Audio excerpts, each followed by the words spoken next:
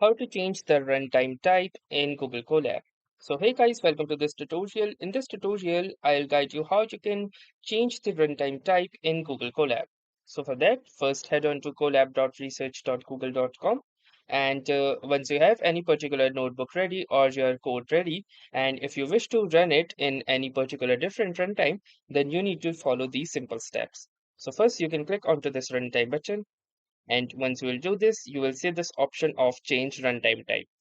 Click onto this option, and from here, you can change the runtime type and you get the other options like Python 3, R, and Julia as well. Now, once you are done with this, click onto the save button and you will see that the runtime type has been successfully changed. So that's how easy it is to change the runtime type in Google Colab. That was all for this tutorial. Thanks for watching and have a very nice and wonderful day ahead.